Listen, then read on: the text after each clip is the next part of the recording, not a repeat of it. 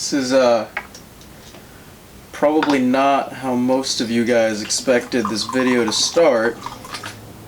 It's probably good. But if we're gonna talk about this stuff, then might as well get in the mood, eh?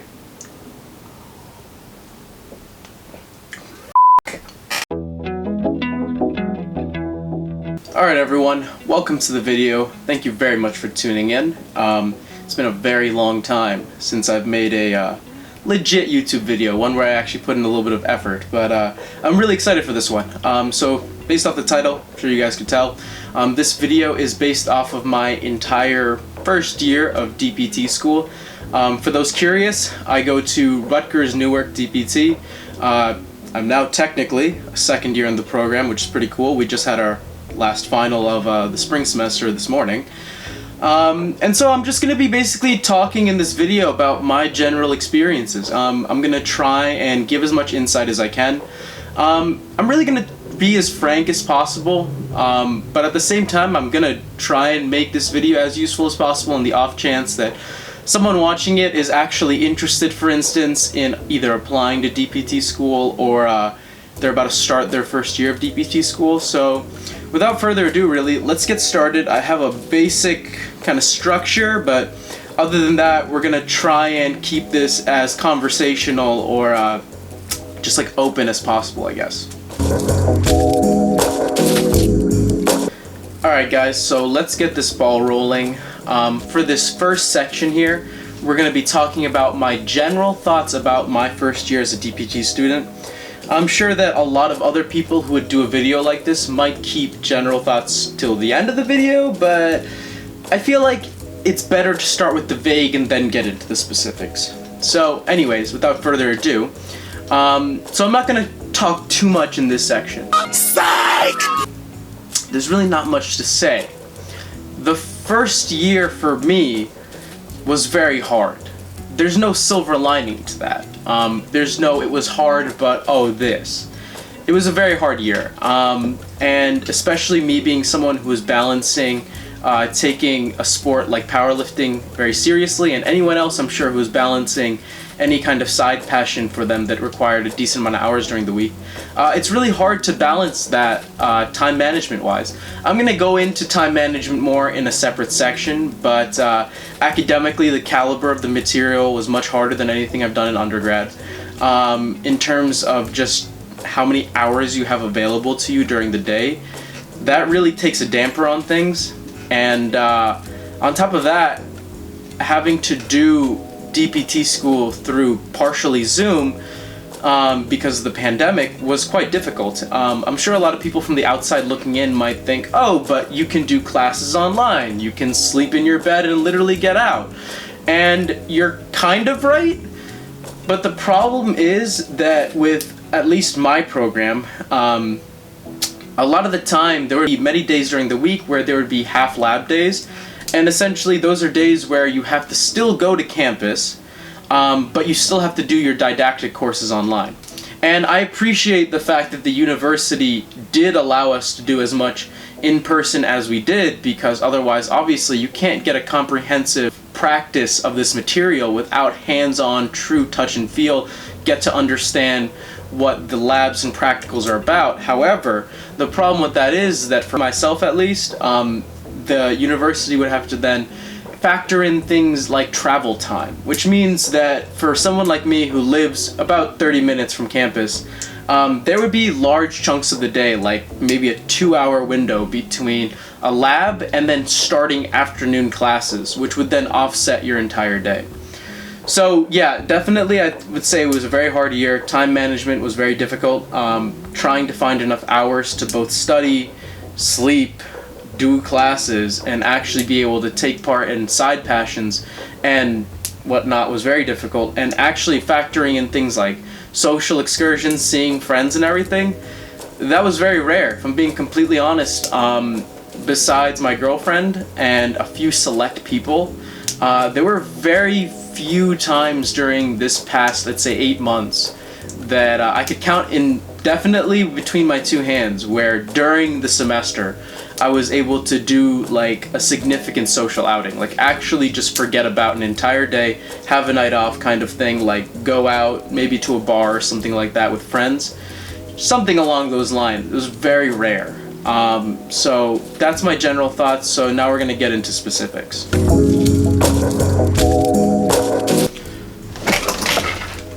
Alright guys, so time for section 2 of this video. So for this section, I'm going to be talking about basically my daily schedule. So what did an average day look like while being in the program? I'm going to try to keep this as concise as possible. So an average day for me, I'd say there's two main types. We're going to call them type A and type B. Type A days might be your straight didactic days, okay? So that would mean classes all day where it was just lesson material. So that would be the kind of day where you're not going to essentially leave the house during this time period due to the pandemic. Type B type days are essentially going to be days where I either have a hybrid or I have to be in like the school all day due to lab. So those kinds of days, I either at least have half lab or the entire day is dedicated to lab. Normally during non-pandemic times, I believe that labs would be split up more evenly throughout the week, but because of the dynamic of having to essentially try to do all the labs in person and still do all the learning didactic portion online, that's how it was. Alright, so essentially with type A days being all didactic and type B days being either mixed bag or straight lab, the only difference really has to do with what time you wake up. So for type A days where I would be, you know, for instance, doing all my classes online, an average wake up time might be between anywhere from 7:15. If I'm feeling really tired, cutting it as close to 7:30. It really depends, with classes starting at 8 a.m., okay? And then for me, because I only live 30 minutes from campus, my type B days where I might be in lab or I might spend half the day in lab, those kinds of days I would wake up around 6:30. As late as maybe 6:45, but that's kind of cutting it close. But 6:30 was the usual, with the same expectation of being there in person by 8 a.m. And so that's the only real difference. So for instance, what time you wake up, right? So for me at least, it'd be mainly class from 8 a.m. to anywhere from, I would say, 3 to as late as 4:30 p.m. for most of the days. It really depended on the day. Obviously, not every day is going to look the same. However, most of my days would end between 3 and 4:30, with an occasional ending as early as, I believe, 1 p.m. for myself at least. I say that because I took an extra class both semesters, which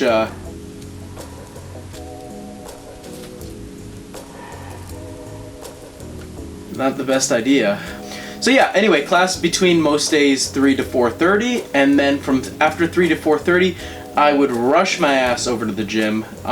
My gym, due to my PL training, happens to be about a 20-ish minute drive away, which is a good bit farther than for most people, but it was worth it for me. So 20 minutes, so getting to the gym would usually happen anywhere between 3:30 to as late as 5, depending on the day. Spending between 2 to 2.5 hours at the gym, so most days I would leave the gym anywhere between 6 to 7:30, I would say, really dependent on the day. Getting home then between 6:30 to 8, once again, depending on the day. And then eating as quickly as I could. Most days I would try to essentially make a meal and eat the meal within 30 to 40 minutes max. And so most of my days, from that perspective, that vantage point, I would start my studying around 8 to 8:15 and as late as 9 to 9:30.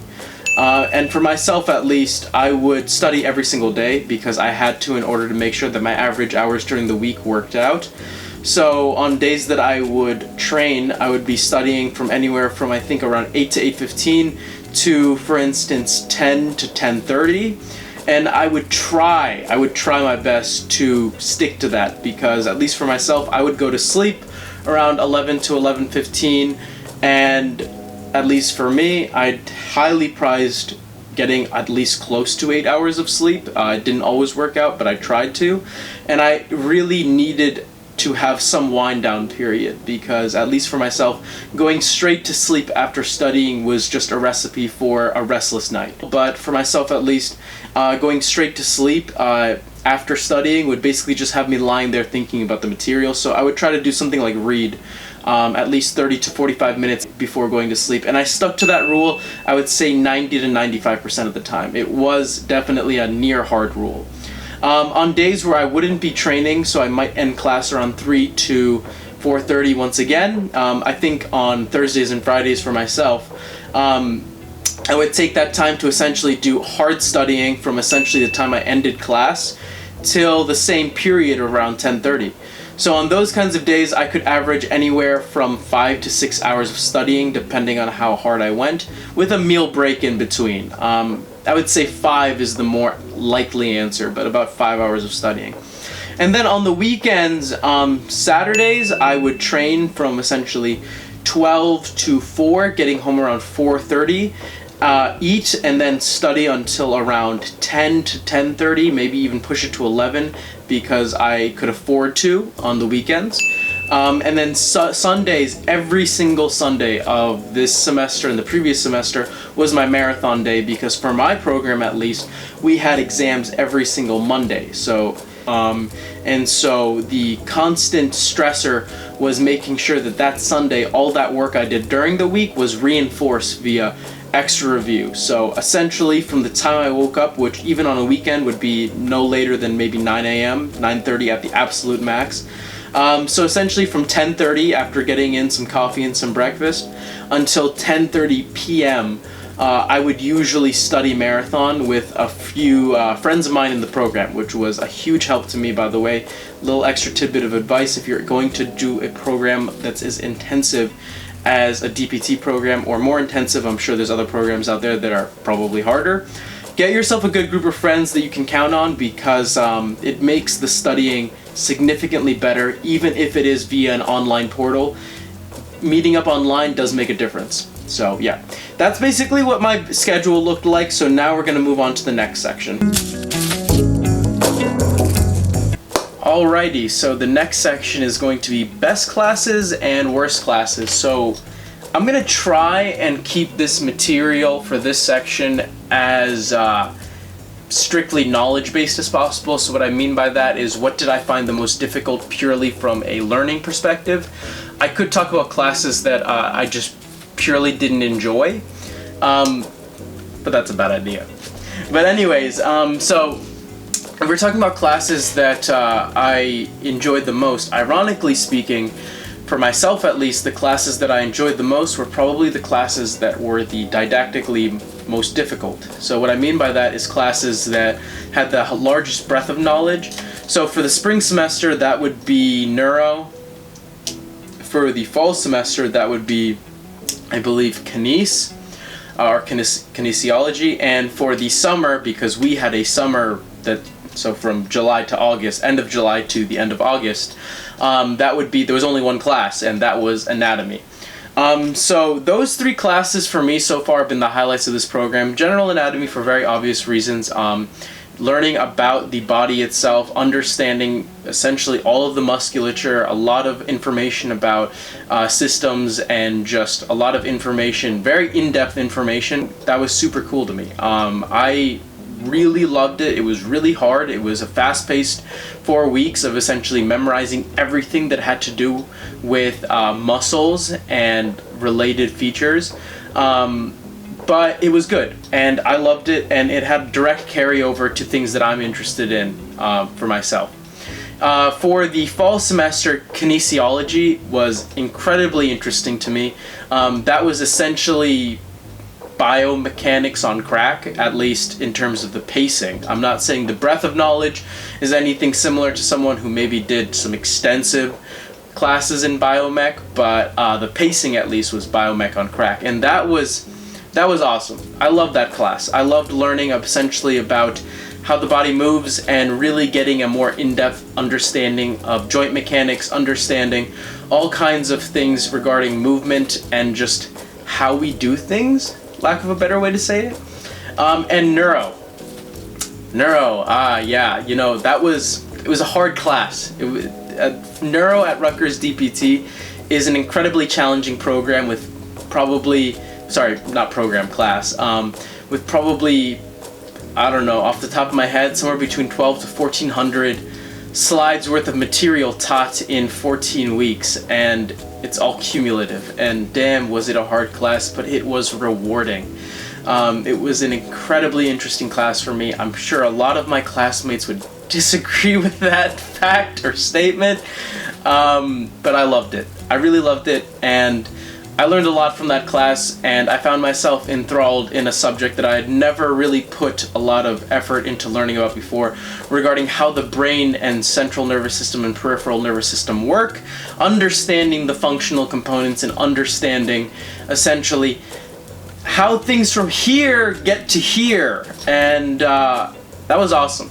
So, time to get into the classes I didn't like. Alright guys, so now I'm gonna talk about classes or course material that I personally didn't like that much. Thing is for this is that I'm not going to go into specific classes just because I feel like it's not the best idea to talk about classes by name when you're saying things that you don't like about them.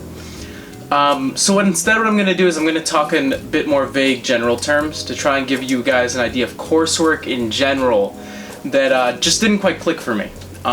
Classes in general, for the most part, I did quite well this year, like I said.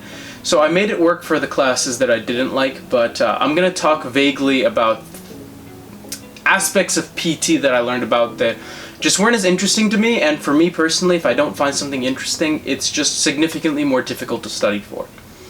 So anyways, so for me personally, coursework that I didn't like as much were things that were pertaining more to acute care. Not that I have any problem against acute care. Acute care is obviously an incredibly important aspect of PT, but it's also not nearly as much as what I'm interested in as actual performance, learning more about how the human body works from a more gross perspective, like movement and everything. So things that had to do with, or classes rather, that had to do with way more in-depth or detailed knowledge regarding the aspects of acute care and what to do essentially.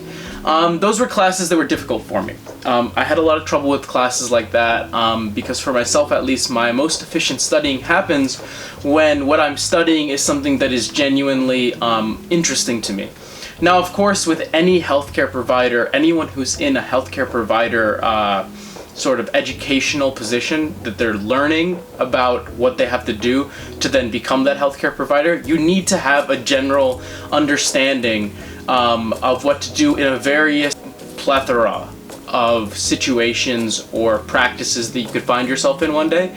So it's not at all like I had a problem with any of these classes. I think that all of the classes taught,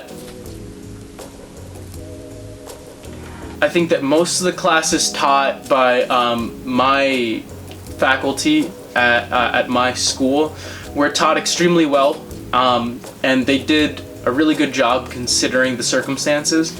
However, I'm sure plenty of other people enjoyed classes that had to do with acute care, but it just wasn't for me. And that's really all there was to it. So let's move on to the next section. Alright guys, so it's time for the last section of this video. So for this section, I'm going to be talking about some general advice that I would give to anyone who is, for instance, on the cusp of starting their first year of PT school, a few months away for instance, or someone who is very interested in PT school. This isn't going to be a how do I get into PT school 101. I'm not going to give you advice about how to get your GPA where you need to be, etc., etc. If you want a video like that, let me know, I guess. I don't know if I'm an authority on that, but I'll do my best. But this is going to be more the kind of thing where I give you an expectation of kind of like things that you can do to help yourself and things that you can do to stay sane. So my number one advice to anyone who is starting PT school very soon or is looking to get into PT school is probably going to be different than the advice that you might have heard from peers who might be in PT programs.